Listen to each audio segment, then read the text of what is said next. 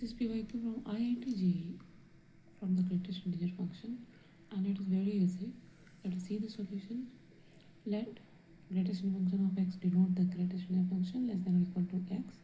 Then the values of x belonging to R, that is real number, satisfying the equation e to the power x greatest integer function square plus e to the power x plus 1 greatest integer function minus 3 equal to 0 lie in the intervals.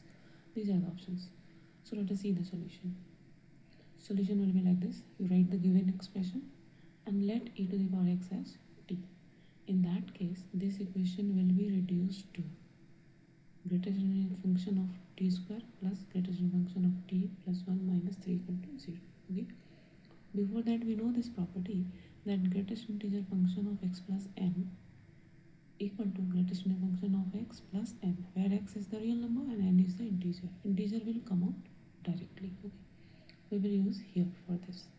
So greatest function of t square plus greatest integer function of t plus 1 minus 3 equal to 0. Now greatest integer function of t square plus greatest function of t minus 2 equal to 0. We will factorize like this. Greatest function of t square plus 2 into greatest function of t minus greatest integer function of t minus 2 equal to 0. So this is normal quadratic equation concept by middle term split. Now greatest function of t common, so greatest function of t plus 2 from these two and minus 1 common, so greatest function of t plus 2 equal to 0. So you will get greatest function of t plus 2 one factor and greatest function of t minus 1 another factor equal to 0.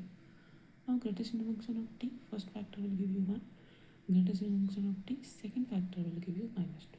Now we reject this greatest function of t as minus 2 because e to the power x, t is e to the power x and e, just now see I have written over here that you know e is equal to 2.7.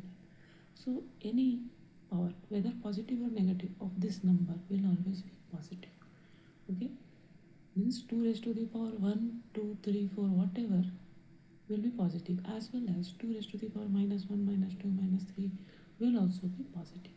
So from the graph also you must have drawn in your classes that graph of y is equal to e to the power x is like this. This shows that y will be always positive. Okay, so e to the power x is always positive. For that reason we will reject this negative value. Now we take greatest integer function of t as 1.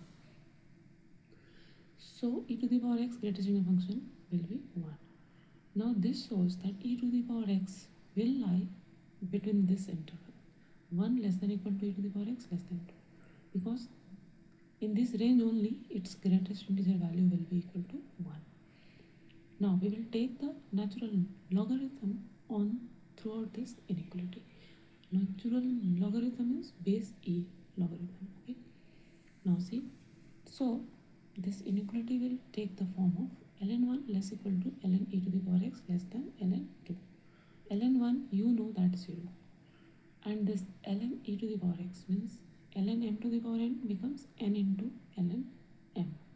So for that reason this will become x ln e, and this is ln2. So 0 less equal to x log, this is ln is nothing but log with base e, so log e less than log e. So 0 less equal to log e is 1. Okay, that also I have to write, so you just mention it over here. So this is x less than log e2.